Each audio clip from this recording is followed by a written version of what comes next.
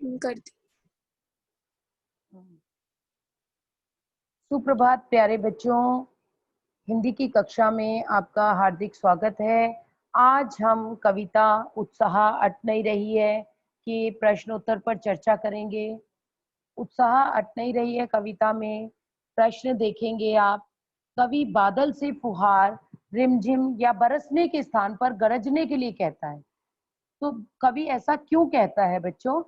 तो उत्साह कविता कवि का आवाहन गीत है जिसके स्वर में ओज है, क्रांति है। कवि क्रांति की अपेक्षा करता है और ऐसी अपेक्षा करता है कि जिसकी गर्जना सुनकर उत्साह का संचार हो जाए सबके जीवन में।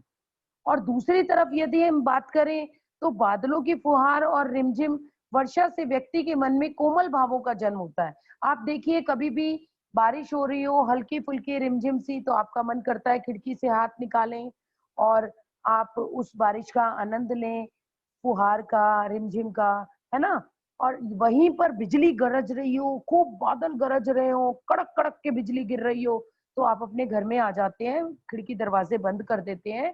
क्यों? क्योंकि उससे क्या होता है, उससे आपके जो अगर आपके रिमझिम फुहार होती है तो आपके मन में कोमल भावों का जन्म होता है, शांति का आपको अनुभव होता है। ठीक है। और यहाँ कवि क्या चाह रहा है? शांति नहीं चाह रहा, कवि क्रांति चाह रहा है। तो यहाँ पर क्योंकि ये रिमझिम फुहार से शांति और कोमल भावों का अनुभव होता है, इसलिए वो शांति नहीं चाह रहा। इससे उसके मंतव्य को गति नहीं मिल रही है रिमझिम फुहार से। वो क्या चाह रहा है? वो चाह रहा है कि उसके स्थान पर क्या हो?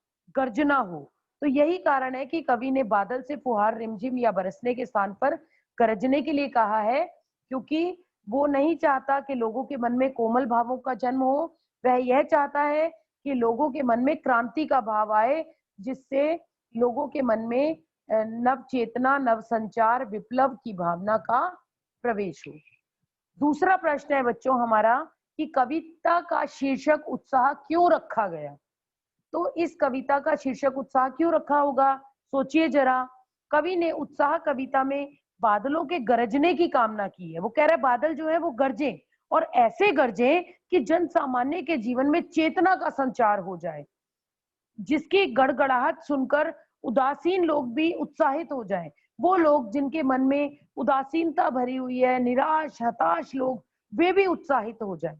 कवि अपेक्षा करता है, उम्मीद करता है कि लोग बादल की गर्जना से अपनी उदासीनता को छोड़ दें और उत्साहित हो जाएं, उत्साह से भर जाएं। और ऐसी अपेक्षा करते हुए कवि ने कविता का शीर्षक उत्साह उपयुक्त रखा है, ठीक रखा है। बच्चों हमारा अगला प्रश्न जो है वो क्या है कि कविता उत्साह जो है उस कविता में बादल किन किन अर्थों की ओर संकेत कर रहे हैं? तो बच्चों बादल किन किन अर्थों की ओर संकेत कर रहे हैं, ध्यान दीजिएगा। बादल जो है सबसे पहले तो मानव के जीवन में क्रांति लाने की ओर संकेत कर रहे हैं, फिर मानव जीवन की पीड़ाओं को दूर करने की ओर संकेत कर रहे हैं, जीवन को उत्साह और संघर्ष के लिए प्रेरित कर रहे हैं, और इसके अलावा जीवन में नवीनता और परिवर्तन लाने की ओर संकेत कर रहे हैं। तो मैंने 4 बातें बच्चों आपको बताई कि बादल जो है वो मानव जीवन में क्रांति लाने की ओर संकेत कर रहे हैं, मानव की पीड़ाओं को दूर करने की ओर संकेत कर रहे हैं, जीवन को उत्साह और संघर्ष के लिए प्रेरित कर रहे हैं, और चौथी और अंतिम बात के जीवन में नवीनता और परिवर्तन लाने की ओर संकेत कर रहे हैं। तो आप ये चारों संकेतों को ध्यान में रखेंगे। अगला प्रश्न है आपका कि शब्दों का ऐसा प्रयोग जिससे कविता में किसी खास भाव या दृश्य में ध्वन्यात्मक प्रभाव पैदा हो। तो जब ध्वन्यात्मक प्रभाव आता है तो बच्चों हम उसे कहते हैं नाद सौंदर्य। तो यहाँ पर कविता उत्साह में ऐसे कौन से शब्द हैं जिनमें नाद सौंदर्य आ रहा है, उन्हें छांटना है। तो नाद सौंदर्य यानी ध्वनि, ठीक है, ध्वनि उत्पन्न होना। घेर घेर घोर गगन धारा धर ओ, ठीक है, इसमें ध्वनि उत्पन्न हो रही है। इस पंक्ति में नाद सौंदर्य है। ललित ललित काले घुंघराले बाल कल्पना कैसे पाले, ठीक है, इसको देखें, इसमें ध्वनि है।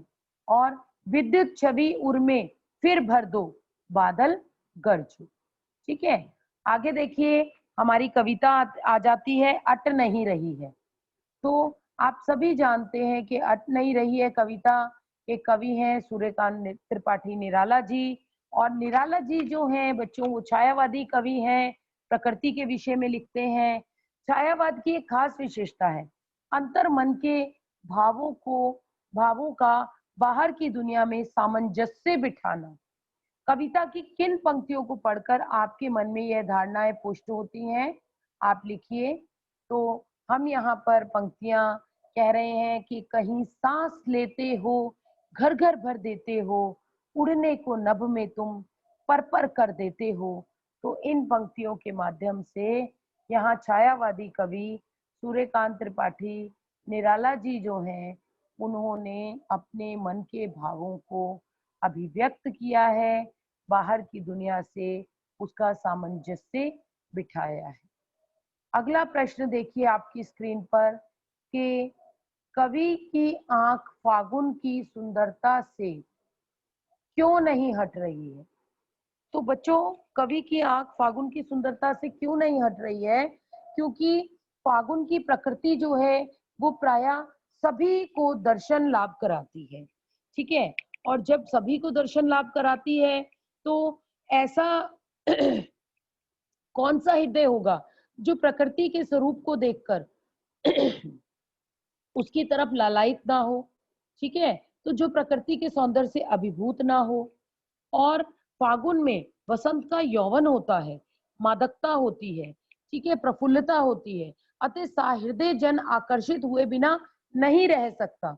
कवि सहृदय जन के साथ साथ प्रकृति प्रेमी भी है और वह प्रकृति का सूक्ष्मदर्शी भी है। वह प्रकृति में अपनी रुचि के अनुसार सुंदरता ढूंढ लेता है। इस कारण कवि फागुन की सुंदरता से अपनी आंख चाहते हुए भी नहीं हटा पाता है। तो ये हुआ बच्चों आपका प्रश्न 2। प्रश्न 3 देखिए, अपनी स्क्रीन पर ध्यान दीजिएगा। प्रस्तुत कविता में कवि ने प्रकृति की व्यापकता का वर्णन किन किन रूपों में किया है। तो प्रकृति की व्यापकता का वर्णन कवि ने किन किन रूपों में किया है। प्रकृति के सौंदर्य के विषय में बात करके किया है कि फागुन के प्राकृतिक सौंदर्य का प्रभाव सर्वत्र व्याप्त होता है। ठीक है, जिसे विविध रंग के नव पल्लवों पुष्पों के रूप में पेड़ों पर देखा जा सकता है।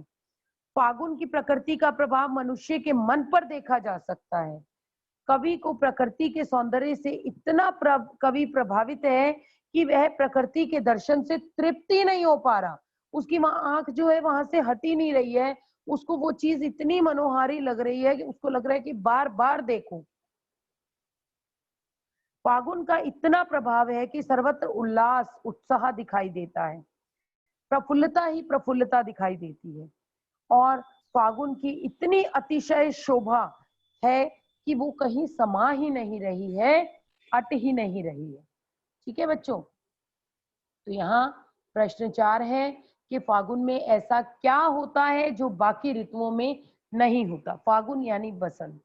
तो बच्चों नॉर्मली हम क्या देखेंगे कि बसंत में मौसम बहुत सुहाना होता है। अब गर्मी की बात करें तो गर्मी में बहुत गर्मी होती है, सर्दी की बात करें तो सर्दी में बहुत सर्दी होती है। लेकिन फागुन यानी होली वाला जो माह होता है, वसंत के आसपास का समय, उस समय ना बहुत ठंड होती है ना बहुत गर्मी होती है, मौसम बहुत ही सुहावना होता है।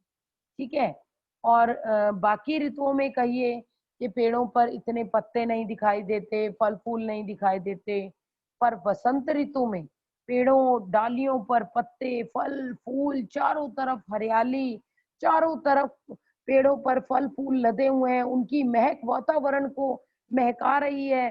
तो ये सारी चीजें जो हैं ये बाकी ऋतुओं में नहीं मिलती हैं, ये सिर्फ बसंत ऋतु में ही दिखाई देती हैं।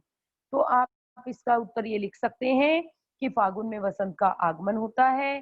पतझड़ के कारण पेड़ जो स्नेहहीन उदासीन से खड़े रहते हैं, अनमने से रहते हैं, वे सभी नव पल्लवित पुष्प हो उठते हैं। ठीक है, नव पल्लवित पुष्प हो उठते हैं।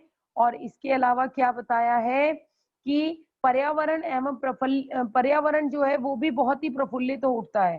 प्रकृति जो है झंकृत हो उठती है। रूठी कोयल भी जो है इस समय मधुर गीत गाने लगती है और इस तरह फागुन में उत्साह होता है। ऐसा अन्य ऋतुओं में नहीं होता है। कभी ठिठुरन होती है तो कभी बहुत गर्मी होती है। तो संतृप्त ताप जो है संतृप्त करता है और कभी पतझड़ के कारण पेड़ पौधे जो हैं वो पत्तों रहित हो जाते हैं, ठीक है, शोभाहीन हो जाते हैं। तो इस प्रश्न में हमने ये सारी बात लिखनी है, डिफरेंस करना है, अंतर करना है बाकी ऋतुओं से वसंत ऋतु। ठीक है बेटा। अब हमारा अगला प्रश्न है कि कविताओं के आधार पर निराला के काव्य शिल्प की विशेषताएं बताइए। तो निराला जी का काव्य शिल्प यानी यहाँ पर शिल्प सौंदर्य की बात की जा रही है बेटा, काव्य सौंदर्य की बात की जा रही है। तो हम इसमें लिखेंगे कि निराला जी की पंक्तियों में या कविताओं में दूसरों से भिन्नता है। उनका शब्द चयन ऐसा अनूठा है कि एक एक शब्द के रूप जो है वो पूर्ण रूप से भाव अभिव्यक्त कर रहे हैं, एक एक शब्द। और प्रकृति के चित्रण में जीवंतता है और उत्साह और अट नहीं रही है। कविता में मानवीकरण अलंकार है। कवि जो है उत्साह कविता के में बादल को संबोधित करता है, ठीक है। उसके अलावा यहाँ तत्सम भाषा का प्रयोग है और उससे पहले आप लिख सकते हैं कि तुकबंदिता है और इसमें फागुन की आभा को बहुत ही बखूबी दर्शाया गया है। तो ये सारी चीजें हम प्रश्न 5 में लिख सकते हैं, ठीक है। और आपका यहाँ पर समाप्त होते हैं कॉपी के क्वेश्चन, ठीक है। तो अ, आपके आशा यही है कि आप समझ पाए होंगे प्रश्नों के उत्तरों को और मैं यही आशा करती हूँ कि आप इन्हें याद करें और अगर आपकी कोई समस्या हो तो पूछें। और आज की कक्षा का समय समाप्त हो रहा है। धन्यवाद।